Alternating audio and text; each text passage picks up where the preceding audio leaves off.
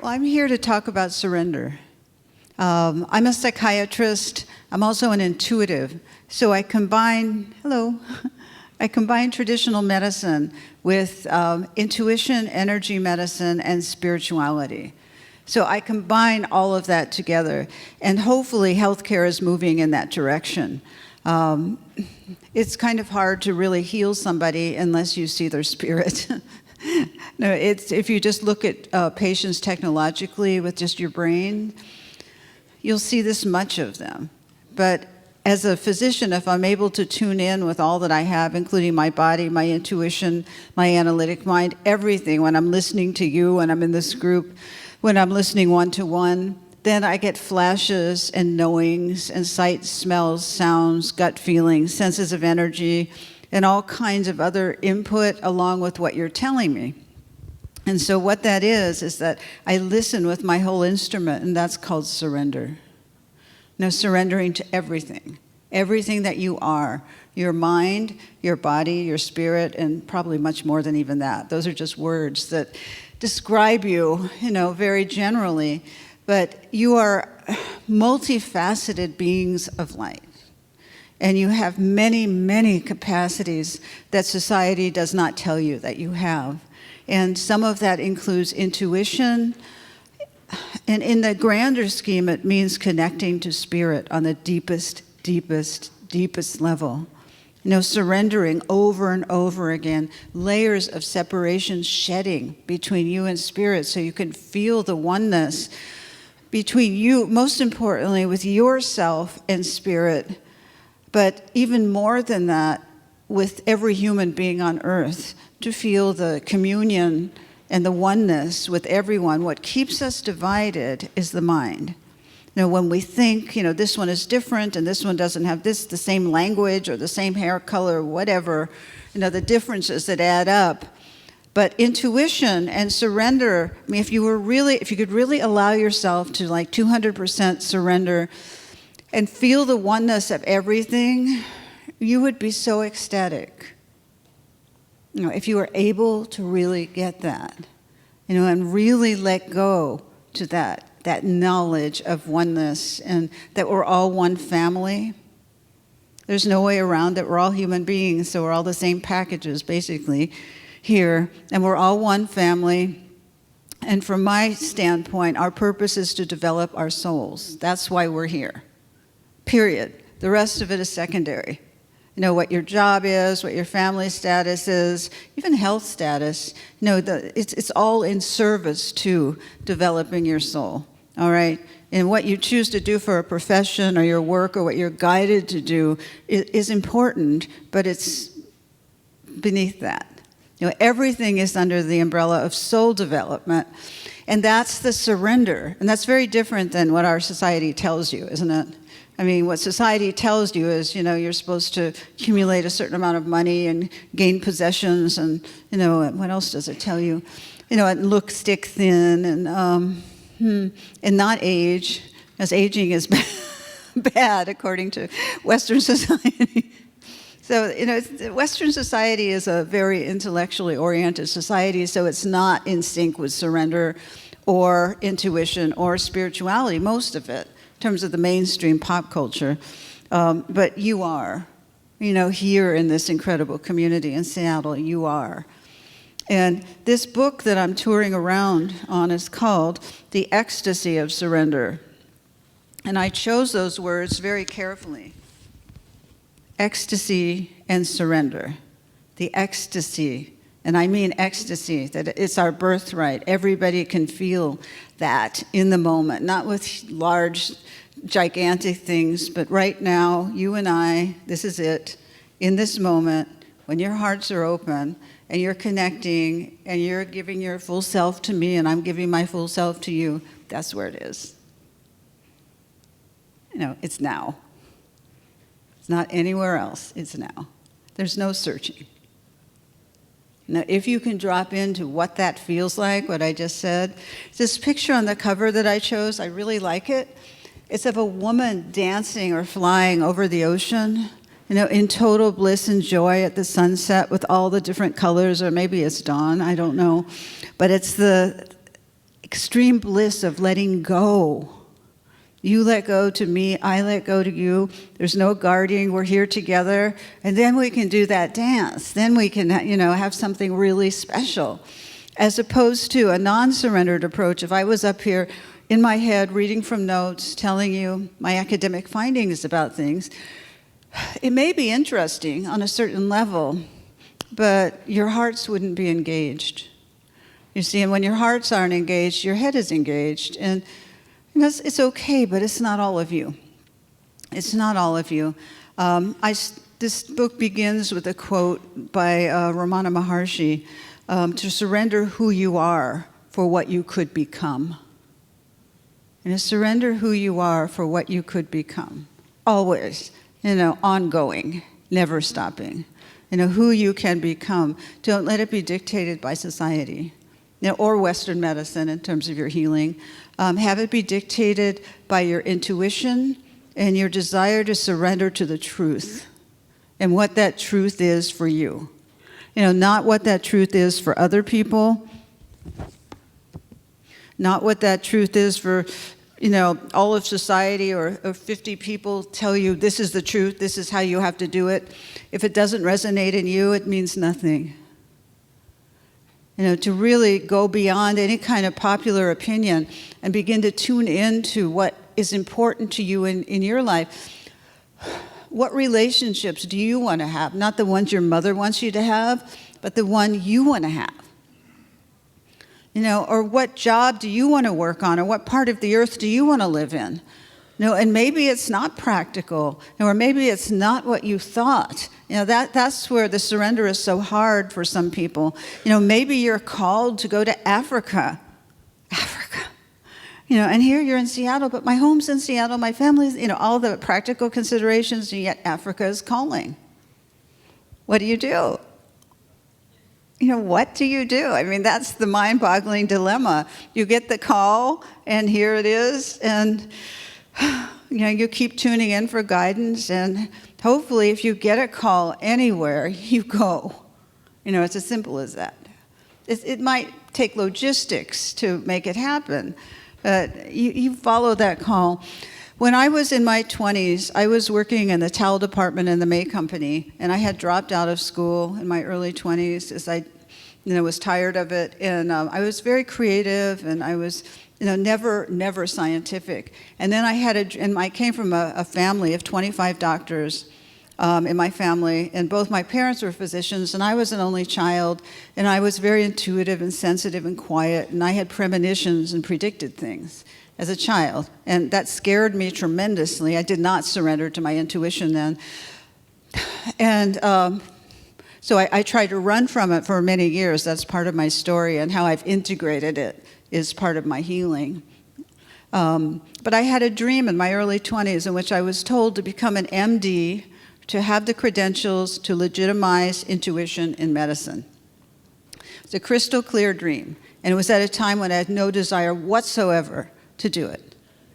All right, because all those years of medical training, plus I was terrible in science, and plus I didn't want to help people at the time. So I'm like, So what do you do with something like that? And I tell you, for these things that will happen to you, this was just my thing. What do you do? At the time, I said, all right, I'll give it 1% chance. I'll re-enroll in one course in a junior college just to see how it would go. And it turned out that it was a geography class, and I thought, how interested will I be in that? But they talked about the moon and the stars and nature and the wind and the earth, everything I love. And it was just an opening for me. In 1 year, one class became 2, became 14 years of medical training, you see. So that little crack of surrender I had, little crack, I wasn't 100%. You don't have to be, but the dream was clear. You see, the dream didn't have ambivalence. It was my mind, it was my personality, it was everything here that had all the ambivalence. But because I gave it a little crack of surrender, I let go a little to the possibility of Africa. That was my Africa. And, I found my destiny. Oh, I found my calling. You see, so the calling might be unlikely.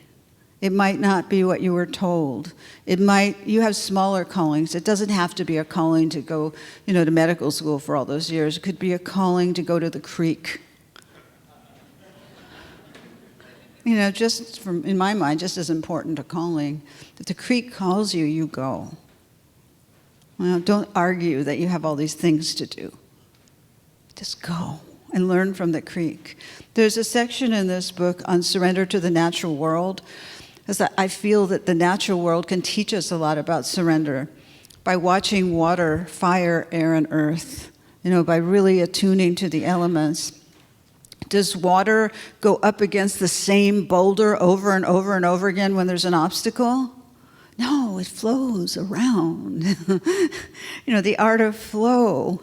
You can look at the sky and learn so much about surrender. All you have to do, if you are lacking in wonder and awe, if you're losing faith, if you're getting bored with your life or you're stuck, all you have to do is look up. See what's up there. It goes up really far. Nobody looks up. They're all looking down or right straight ahead. But you have to look up a lot. Look up at night especially. Go up to a mountaintop and where there's no pollution or lights and take a look at what we're involved with here. It's pretty hard not to have the awe and the surrender to a force greater than yourself. People grapple with that. Someone asked me, what do you, at the break at the book signing this morning, I said, well, I'm a mental health care professional and I work a lot with atheists and agnostics. How do I get through to them? And isn't that a great question? He was in training. He wanted to know. I love that. It's very, very good question. And the answer is you just don't use the buzzwords. You don't have to say God, Spirit, anything. You just talk about surrendering to being a good person, or being of service to others, or being kind to yourself, whatever. However you get there, you don't have to say God. You can, I've seen some people can know God more intimately by never using the word than those who are very attached to the word sometimes. It's just the experience of oneness, melting, going on the right path, and letting go to it. You see, if you hold and clutch and force things, what happens? Anybody? You, the blonde hair and the blue. You're turning around. What happens? Yeah. Will you listen to it? It's when you hold and clutch and force things and worry a lot, what happens? I experience a lot of pain. You what? I experience a lot of pain. Yes, pain, exactly. That's my point. That's why I was talking to you. See, that's intuition. I just wanted to point to you because, when I look at people as an intuitive, it's really fascinating. As when I look at you, I see so much joy in you. And I see so much freedom and playfulness and connection to nature and surrender and how the worry gets in the way of that. And the worry's thin compared to the rest of it, but it can really keep you away from the other part of yourself. So that surrender then, in terms of for her, it would just be surrendering worry, about all the little details. You don't have to worry about so many little details. Because if you surrender and you look up and you look around, let's say that there's an invisible reality around us. And what do you think is there? If you can surrender your ideas and your mind, well, what I think is there are all these angels all around you, protecting you, and all these invisible hands wanting to help you if you could open your heart and surrender to that reality beyond the mind. And if you can keep reminding yourself of that and keep having awe. And prayer is a form of surrender by getting on your knees if you can, if that appeals to you. A lot of times it doesn't, but if it does, and I'm a big kneeler and supplicator and getting down on the ground and all of that. But if you can do that and really in reverence to something higher, to give your whole self devotionally to that, you can have a glimpse of other realities. And those realities are here to support you. But we have to call on them. Now, we have to be able to say, all right, I've done everything I can. There's not more I can do now. And I really think this person or this something would be good for my soul. And I don't know how to go further.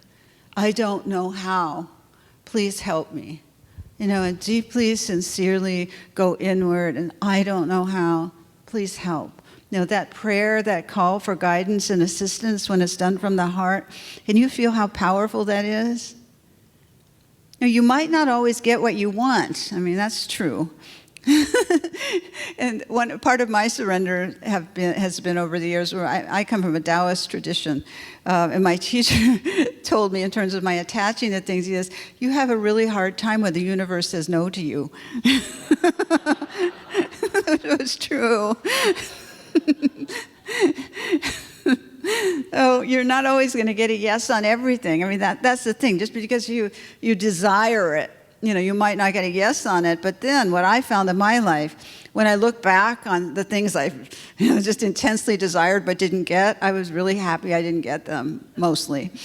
There's still a few lingering attachments, but in general, I mean, I have prayed my heart out for things that were terrible for me, honestly, at times.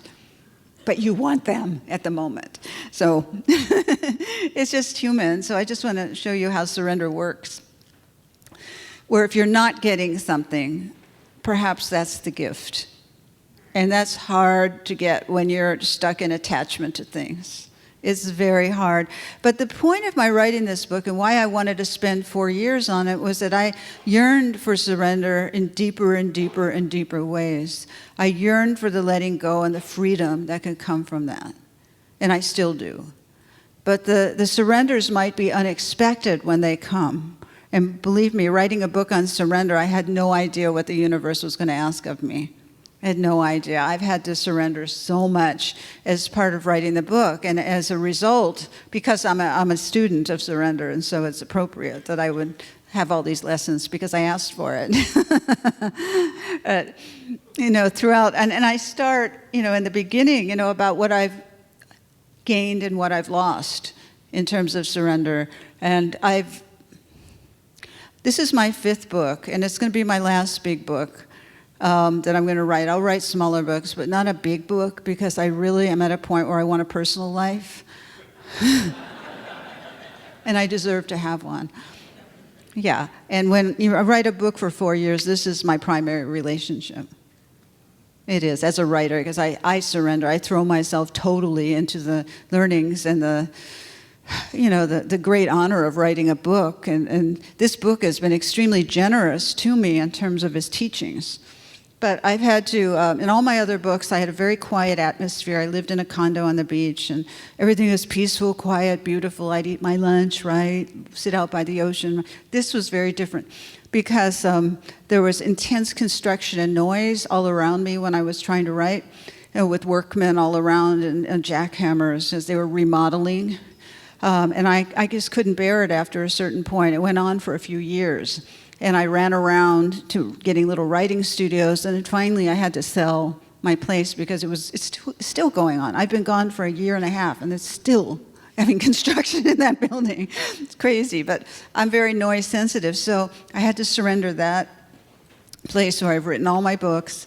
And I chose to surrender all my possessions, in the midst of all that, because as I was moving, I just realized I didn't want them anymore. I've never had that desire before, but I went with it in the moment, so I gave away all my things to friends or charities, so I had very little material objects left, nor I want to say, did I miss them. I never think about them. They don't stay in your mind, material objects. You don't need them. And I surrendered a relationship. I surrendered a therapist. I surrendered old ideas I had about myself. And I surrendered, really, and this is the greatest victory, what other people think of me. If you can get to that place, that's a very worthy surrender, as then you can live your life. Because people have all kinds of opinions about you.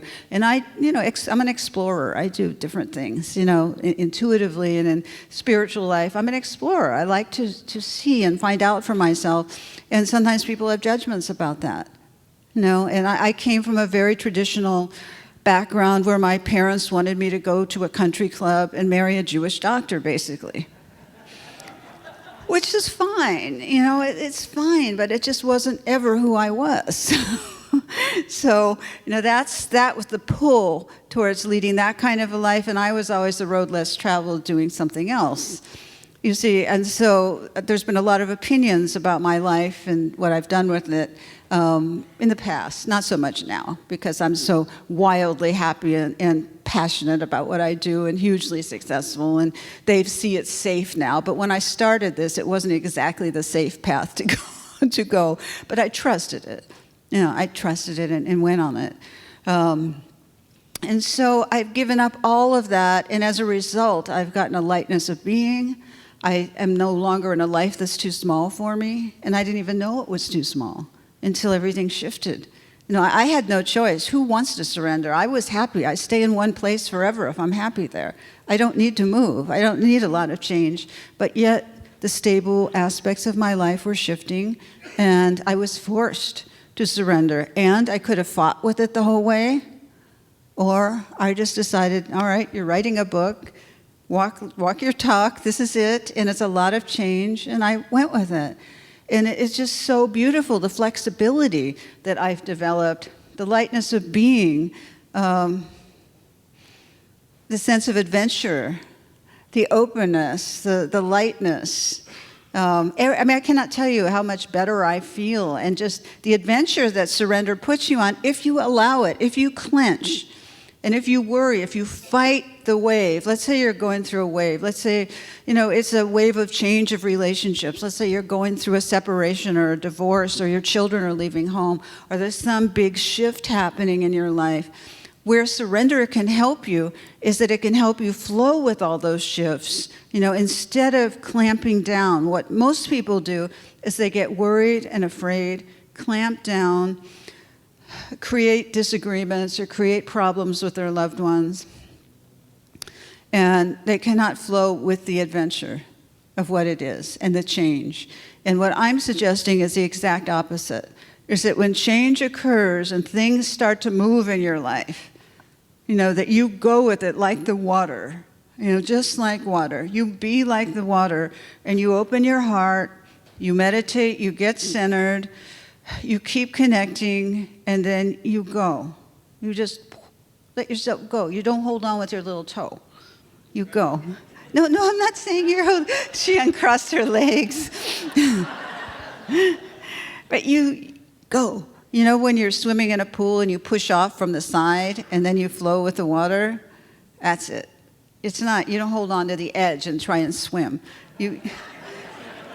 It's about letting yourself go with it and trusting you'll be safe. And what do you trust? You're trusting something more reliable than anything else, honestly. You're trusting spirit. You're trusting the love that's everywhere in this universe. If the mind could be stripped away so you could feel things with your heart and see things with your intuition instead of just up here. You don't want to be stuck in your head. It's a place of torment up here. It can be. This is where the pain comes from. In case you didn't know that, the thoughts. Yeah, well, he's trying to shut it up. All those voices. There are like so many negative voices in the head, and the surrender process is learning to compassionately say, all right, I have fear, I have worry, I have this, I have that. Fine, we all do. That's the human predicament. But how we deal with all of it is the surrender process. And learning to surrender fear and looking at it, my old friend fear. There it is. All right, how can I breathe, center, and then focus on an affirmation rather than waking up in total terror over something? Really, it's a choice that you can make. It's sometimes like turning the Titanic because fear has this pull And we so, as human beings, so naturally focus on the 90%, the 10% that's not working in our lives rather than the 90% that is. We focus on the negative. We naturally surrender to pain more or surrender to negativity and think about it constantly. Are you sitting around thinking about how beautiful the little leaf is by your chair? Or how beautiful your children's smile is, or how, the line of poetry you wrote today, what a fantastic line that was. I hope so. I mean, that's the best place to be, as opposed to, my back doesn't feel good. Why isn't he calling? I didn't sleep that well tonight. Whatever is in your mind that's negative or difficult, you tend to focus on. It's just human nature. But with surrender, you want to say, all right, no, I'm thinking about something else right now, bye. So you can make that shift and, practice going with the flow of what pleases you and what you're drawn to. And there's a section on surrendering energy vampires, people who suck you dry. It's important to identify these people rather than just let them populate your energy field in your life. You want to identify with your intuition people who suck you dry and people who give you energy. All right, I'm not saying judge them. I'm just saying identify who sucks you dry and then make choices about them, what you want to surrender to, what you don't want to surrender to, and forge your own path in relationships so that you can say no. One of the surrender techniques is just knowing that no is a complete sentence.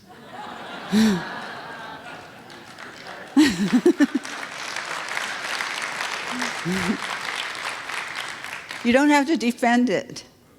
And we'll talk more about this in the workshop in terms of the surrender techniques for energy vampires, but what you don't want to do is ever get into it with them. You don't want to have a confrontation or a dialogue with them. All right, that's where people get lost, where energy vampire pushes your buttons. You're not good enough. Why aren't you? It's you that did this. It's causing me to do this, that kind of language. And instead of, I didn't do that, and this is why I didn't do that. When you're defensive, it puts you in a weak position. You don't want to defend anything.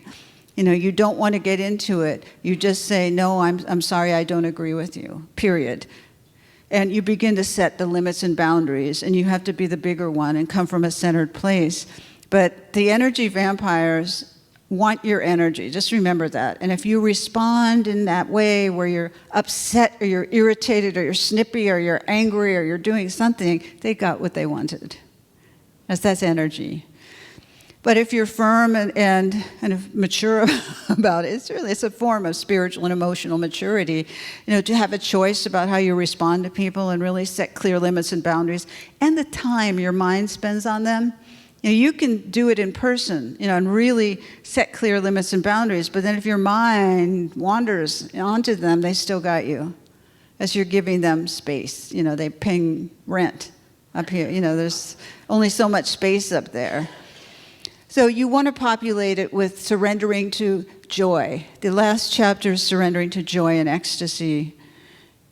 And what I found is that a lot of times people can feel joy for a moment or be happy for a moment, like with the beautiful music, for a moment. But what I'm suggesting is that with joy, you surrender completely and savor it. And so it becomes a way of being. Instead of just an occasional occurrence where something makes you happy or it doesn't, to allow yourself, your whole body, everything, to feel the joy in this room as we're sitting here, in the universe, with friends, to feel the joy of the moment and savor what's going on in terms of small things. The surrender is the savoring, as opposed to, oh, this is nice, I'm going on to the next worry. But the savoring of the joy, letting yourself surrender and immerse yourself in the joy or the beauty or in nature or in meditation, to be able to surrender to your meditations.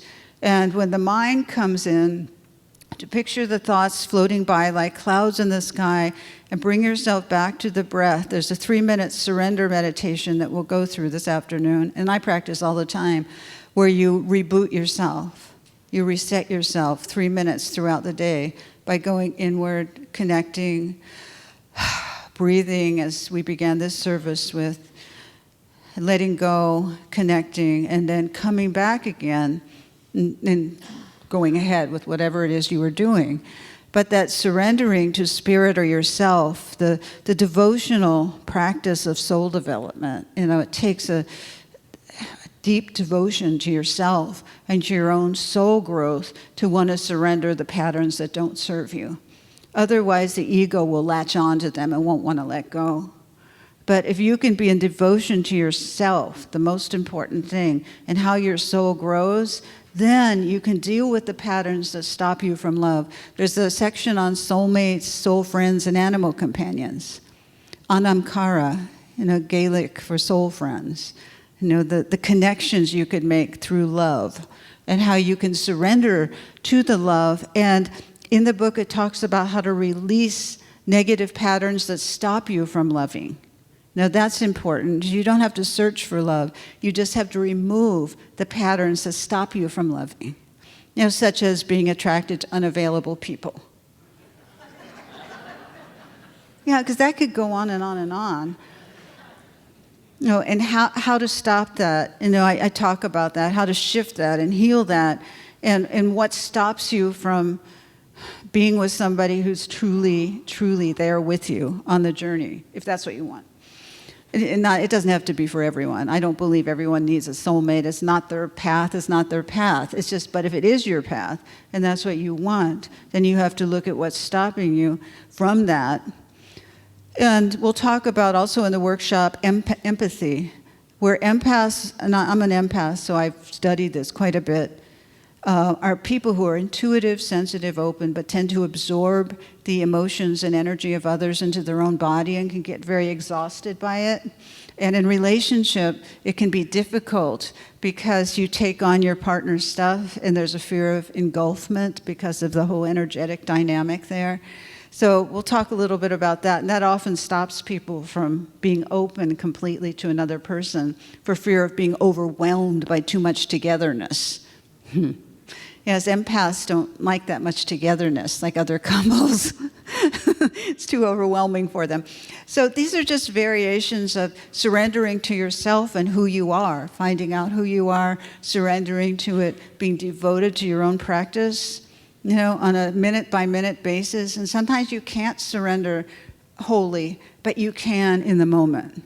When something gets overwhelming, the surrender is always letting go of the negative story you tell yourself about it, like in 5 years I'll be destitute, and coming back to the now. Because the negative stories are the torture and the torment and the causes of suffering. And if ever you're going through something big, you have to bring it back to the moment and deal with only that. Only what's in front of you. And always, as hard as it can get, the gratitude. Even when it's so hard, a friend of mine lost her husband to pancreatic cancer, and this was her soulmate, and she was with him for 40 years. And during the dying process, his dying process, I'll never forget, she wrote me, she goes, we're walking up some icy cliffs, but we still look down and see the beautiful little red flowers in the cracks. They're always there. Even during the worst of the worst, they're always there.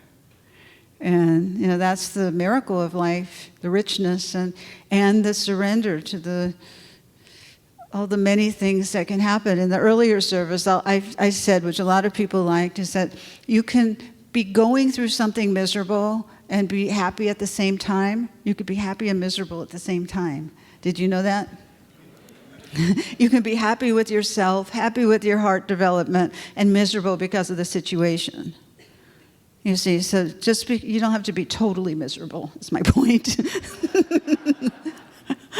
That helps when you're in it. I tell you, you go through it, it'll help. So I think on that note, I'm going to end our talk, and I hope to see you at the workshop. And also, I'm giving a weekend workshop at Esalen and Big Sur on July 25th, 27th, for those who would love to come to the Big Sur coast and learn among the natural world how to surrender to intuition. So I'll be out for the book signing, and then we'll meet again, I think at 1 o'clock? Is it 1 o'clock to 4 o'clock? All right, I'll see you then.